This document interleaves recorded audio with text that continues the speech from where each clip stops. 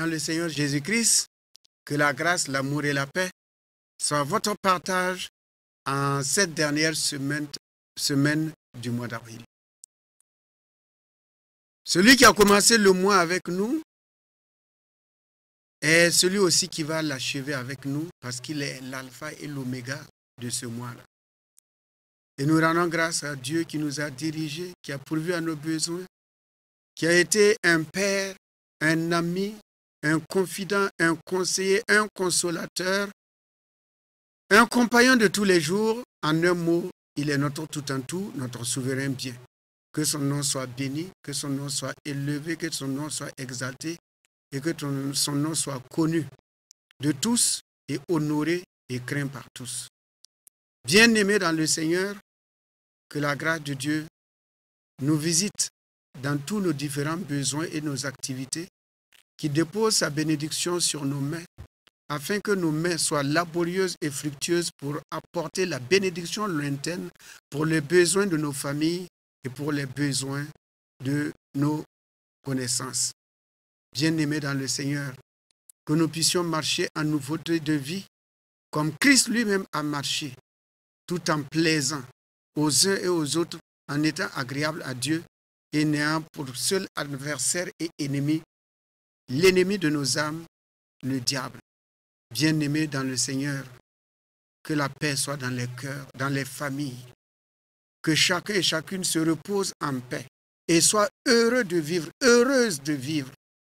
Que chacun se plaise dans sa famille, avec les membres de sa famille, que chacun soit heureux en voyant un avenir prospère, radieux, comme un arbre qu'on a planté au fur et à mesure qu'on voit l'arbre croître et ses feuillages qui sont là et en portant du fruit, on est très content parce qu'on bénéficie de l'ombre de l'arbre et on s'assoit aussi, on mange aussi son fruit.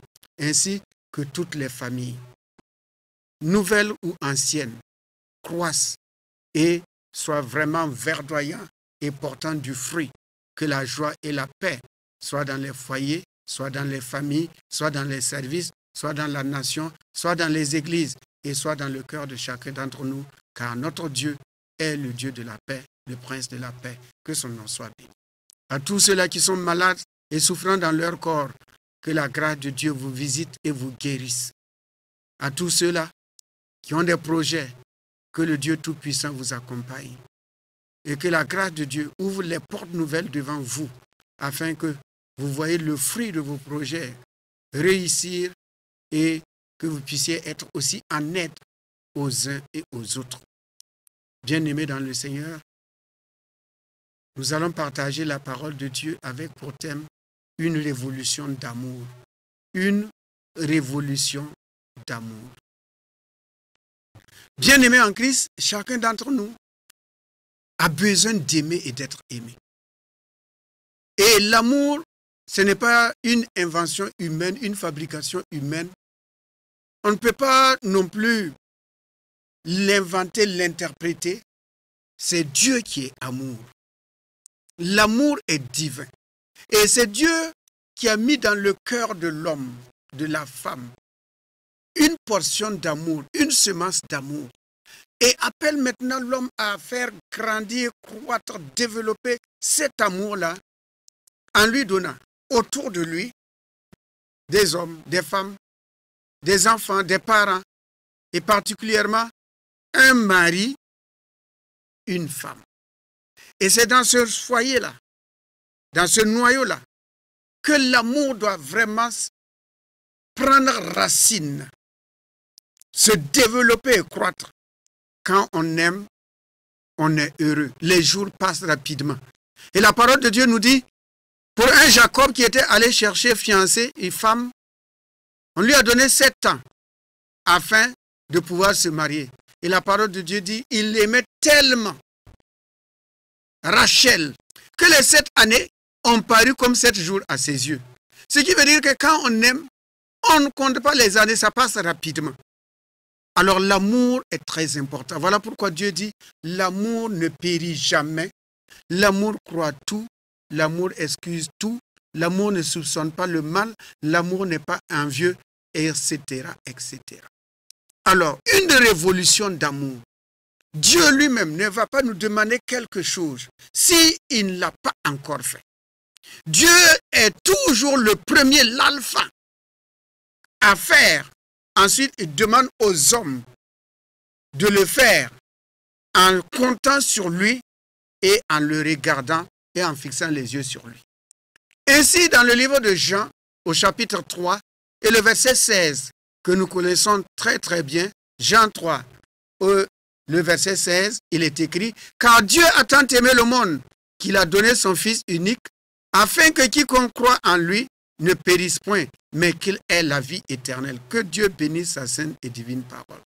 L'amour de Dieu a consisté à un don. L'amour est toujours accompagné d'actes. S'il n'y a pas d'actes ou de paroles, on ne peut pas dire qu'il y a l'amour. En ce moment-là, l'amour devient stérile. Ça ne porte pas de fruits. Et si ça ne porte pas de fruits, ça meurt. C'est ici qu'on voit dans des foyers des gens qui, au départ, juraient l'amour l'un à l'autre. Sans toi, je ne peux pas vivre. Mais au fur et à mesure, comme un marigot, l'eau de l'amour a diminué, a tari. Et ils vivent maintenant comme un frère et sa sœur. Un frère et sa sœur. Il n'y a plus de je t'aime, il n'y a plus de sans toi je ne peux pas vivre, il n'y a plus de toi, avec toi je suis heureux. C'est parti. L'amour consiste à un don et Dieu nous donne l'exemple, le modèle. Il dit le don que je vous fais, c'est ce qui me tient à cœur, ce que j'ai dans mon cœur, ce qui est important pour moi. C'est cela que je donne aux hommes. La preuve de mon amour, le sceau de mon amour, afin que le monde sache que je suis un Dieu qui donne. Et quand il donne, il donne. Dieu ne donne pas par la gauche et il prend par la droite. Il a donné afin que nous ayons la vie, afin que nous le connaissions, afin que nous soyons heureux, afin que nous soyons épanouis, afin que nous soyons des hommes et des femmes les plus heureux sur la surface de la terre. Le don de Dieu. Et ce que Dieu donne est excellent. Ce que Dieu donne, personne d'autre ne peut le donner encore. L'exemple, la vie éternelle, aucun homme ne peut donner la vie éternelle.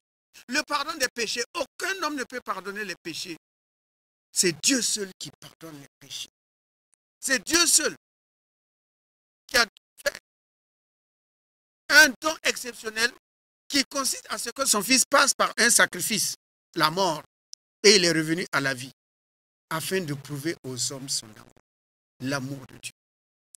Ainsi, la mort et la résurrection de Jésus-Christ nous a rapprochés de Dieu.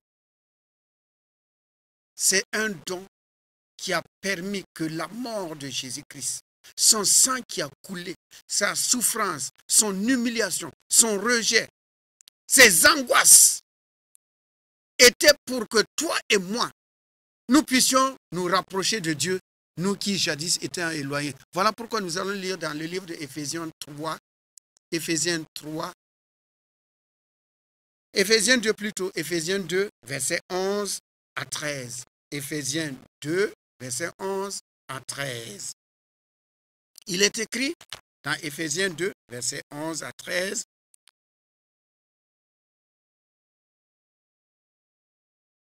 afin que les dominations et les autorités dans les lieux célestes connaissent aujourd'hui par l'Église la sagesse infiniment variée de Dieu, selon les desseins éternels qu'il a mis en exécution par Jésus-Christ notre Seigneur, en qui nous avons par la foi en lui la liberté de nous approcher de Dieu avec confiance. Aussi, je vous demande de ne pas perdre courage à cause de mes tribulations pour vous. Elles sont votre gloire. Que Dieu bénisse sa sainte et divine parole.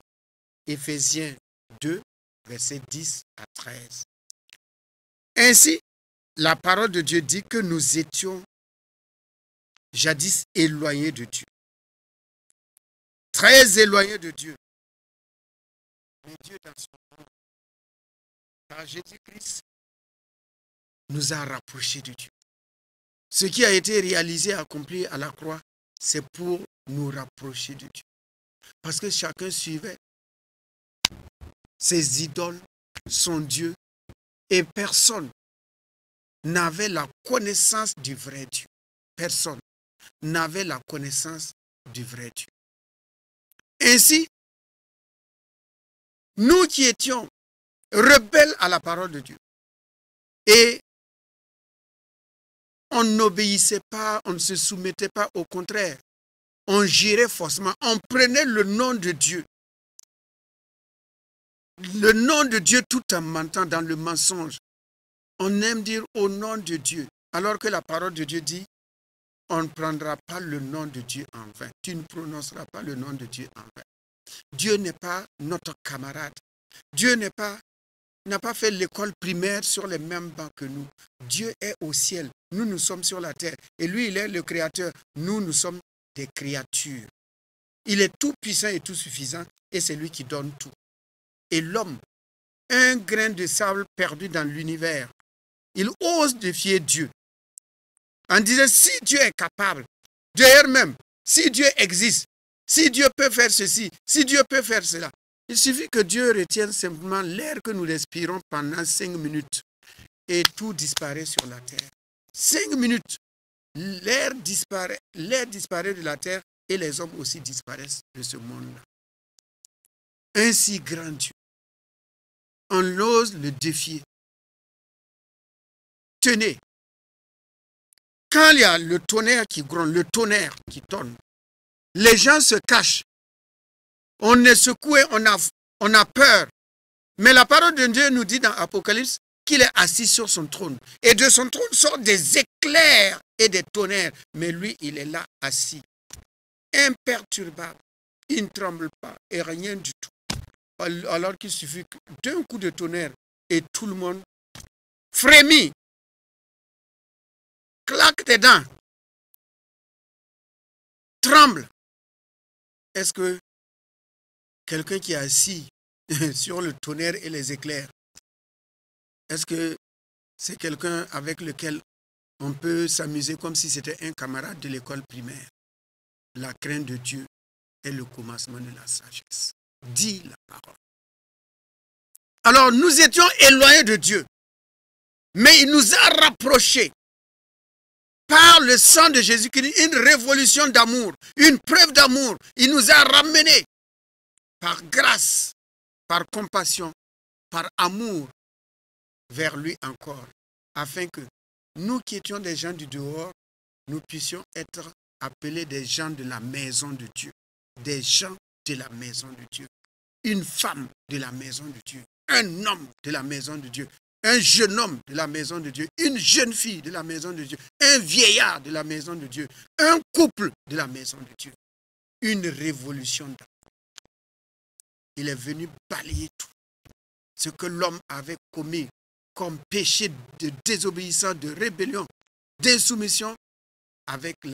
Par la séduction, Dieu vient et il révolutionne tout.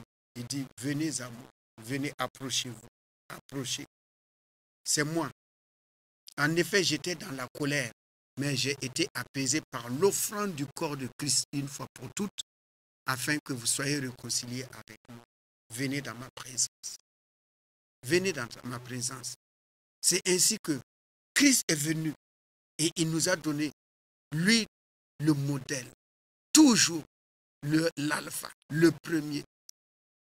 Dans le livre de Marc, au chapitre 14, versets 3 à 5. Marc 14, versets 3 à 5. Il est écrit, comme Jésus était à Béthanie dans la maison de Simon le lépreux, une femme entra pendant qu'il se trouvait à table. Elle tenait un vase d'albâtre qui renfermait un parfum de nard, d'un nard pur de grand prix. Et ayant rompu le vase, elle répandit le parfum sur la tête de Jésus.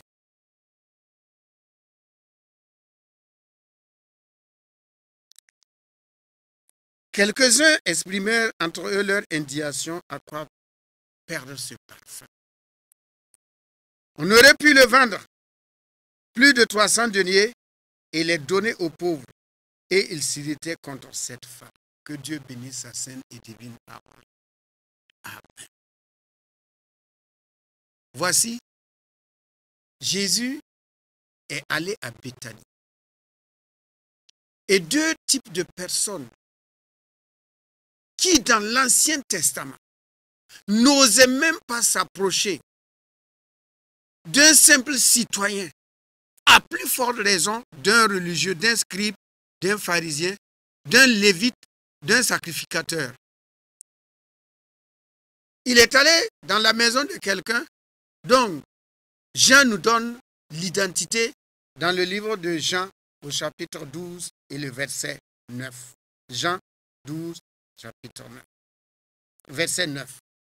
Jean 12, verset 9. Une grande multitude de Juifs apprirent que Jésus était à Béthanie et ils y vinrent, non pas seulement à cause de lui, mais aussi pour voir Lazare qu'il avait ressuscité des morts. Pourquoi? Parce que 6 jours avant la Pâque, Jésus arriva à Béthanie où était Lazare qui avait été ressuscité des morts. Et des gens ont quitté Jérusalem pour aller à Béthanie. Mais c'est qui l'a invité? Qui l'a invité? Cette personne s'appelle Simon le lépreux. Il a été lépreux. Et les lépreux étaient exclus de la société. Ils n'avaient point le droit de rentrer en ville sans au préalable sonner une clochette et en disant impur, impur, impur. Cette personne rejetée des siens, de son peuple, de sa nation, des sacrificateurs et des lévites, des scribes et des pharisiens, cette personne-là, Jésus va la guérir et elle va inviter Jésus. Elle va inviter Jésus en signe de reconnaissance. Mais il a tellement souffert dans cette maladie de la lèpre qu'on a associé son prénom à la lèpre. On l'appelle Simon le lépreux. Simon le lépreux. La lèpre aussi est symbole, synonyme de péché, qui exclut l'homme, qui renvoie l'homme loin de la face de Dieu.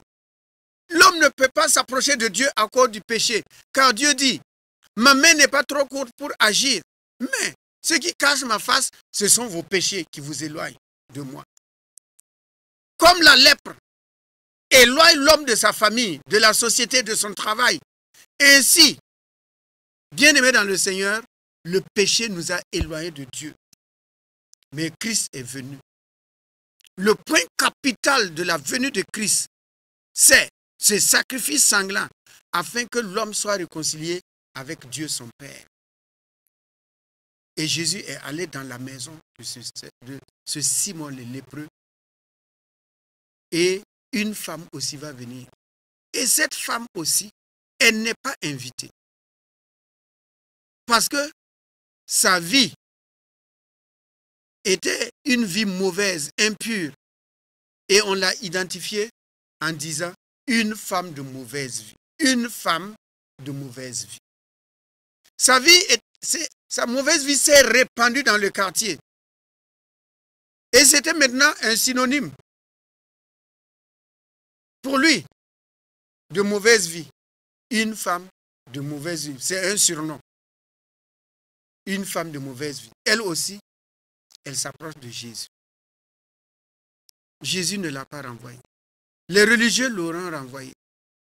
Mais elle vient avec un vase de parfum. Ce n'est pas une bouteille de parfum. Ce n'est pas une bonbonne de parfum. C'est tout un vase de parfum pur. Un vase de parfum pur. De grand prix en plus. Avec quoi a-t-elle acquis ce parfum? La Bible ne nous dit pas. Or, vous et moi, si nous avons une bonbonne de parfum, on fait simplement, on aspecte une fois, 2 fois, 3 fois. Et on dit c'est bon, c'est bon, c'est bon comme ça. Si quelqu'un prend notre parfum, il fait 1 fois, 2 fois, 3 fois, on dit hey, tu vas finir mon parfum. Mais ici, cette femme-là, elle a pris le parfum. Et ce n'est pas sur les vêtements de Jésus comme nous mettons le parfum sur nos vêtements. Non. Personne n'a jamais mis du parfum sur sa tête. Le parfum, c'est pour les vêtements. Cette femme vient avec tout un vase de parfum de grand prix, pur. La pureté de son parfum. La pureté qu'elle cherche auprès de Jésus. La pureté de Dieu. La pureté de l'alliance. La pureté de la communion. La pureté de l'amour de Jésus. Cette pureté-là que cette femme cherche, elle vient, elle dépose tout cela sur le corps, sur la tête de Jésus. Et comme ce n'est pas en petite quantité, le parfum certainement est descendu sur le visage de Jésus, sur la barbe de Jésus, sur ses vêtements, a coulé sur ses vêtements. Et l'odeur de ce parfum a rempli la cour, toute la cour en ce moment-là. Et cela a amené l'indignation des uns et des autres.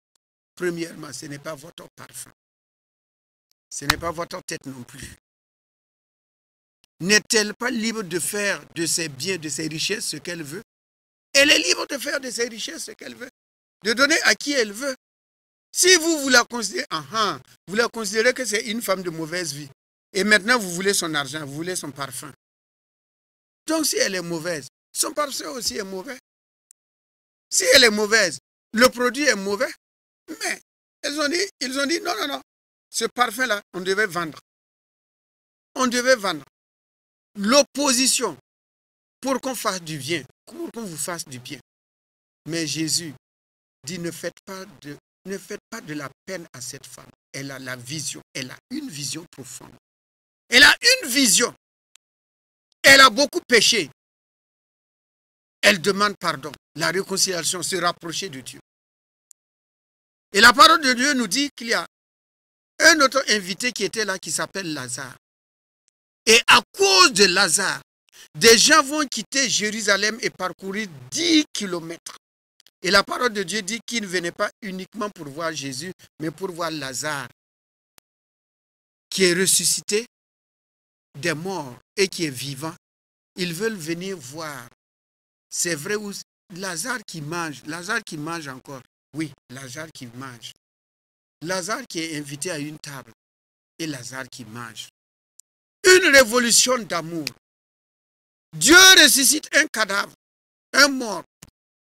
Christ s'assoit avec lui pour manger. Christ s'assoit avec un lépreux pour manger. Christ accepte le don d'une femme prostituée. Ce que la société a rejeté. Lazare était une pourriture, corrompue par la mort, par l'odeur de la mort. Mais il est sorti. Il s'approche de Jésus pour s'asseoir avec Jésus. Donc 3 personnes que nous remarquons que Dieu nous fait voir à cette table. Simon le lépreux, la femme de mauvaise vie et Lazare qui est revenu de la mort. Afin que nous sachions que Dieu veut que nous nous approchons de lui. Bien-aimés dans le Seigneur Jésus-Christ. Des gens viendront de loin pour te voir. Ils quitteront le village pour venir te voir. Ils quitteront des villes et des campagnes pour venir te voir à cause de ce que Christ a fait dans ta vie. On pensait que c'était terminé. Tu allais mourir, tu allais échouer, tu n'allais jamais te marier, tu n'aurais pas d'enfant, tu n'aurais pas de travail, tu vas échouer, pas de diplôme. Mais la faveur de Dieu, la grâce de Dieu t'a visité. La grâce de Dieu t'a fait sortir de la pourriture, des déchets, de l'échec, du célibat, de la stérilité. Et les gens ont entendu parler. En bas, elle aussi, elle s'est mariée. Oui, elle aussi, elle s'est mariée. Elle aussi, elle a eu un enfant. Oui, elle aussi, elle a eu un enfant. Lui aussi, il a construit une maison. On va aller voir cette maison-là. Oui, non seulement il a construit une maison, mais il est marié. Ah, mais il marchait à pied, à vélo, mais maintenant il a voiture. Pourquoi? Parce que ce que Dieu a béni est béni, car il a cru en Christ. Il a cru que Christ est venu et il a révolutionné son cœur. Il a changé son cœur, car Dieu lui-même a accepté de révolutionner son cœur et c'est un cœur d'amour. Bien-aimé dans le Seigneur, que Dieu, dans son amour et dans sa bonté, que ceux qui étaient éloignés de toi s'approchent de toi à cause du Christ en toi, à cause de l'œuvre de la croix qui a son effet dans ta vie. Bien-aimé dans le Seigneur, comme un Lazare, tu vas sortir et tu vas t'asseoir et on te verra de nouveau. On te verra de nouveau comme le soleil se lève et tout œil voit. On te verra de nouveau car Christ a tout accompli. Il a tout réalisé pour toi. Une révolution d'amour. Que cette révolution d'amour soit dans ton cœur, soit dans ta vie, soit dans tes activités, soit dans ton foyer. Que cette révolution d'amour te fasse du bien et que des gens s'approchent de toi parce qu'ils voient en toi un fleuve d'amour. Pas un marigot d'amour qui s'évapore, mais un fleuve d'amour qui coule. Et que cette grâce-là t'accorde de venir en aide aux autres. Dans le nom béni de Jésus-Christ, notre Seigneur. Amen, amen et amen. Demeurez bénis dans sa présence et que sa grâce soit sur vous. Et bonne semaine au nom de Jésus. Amen. Amen.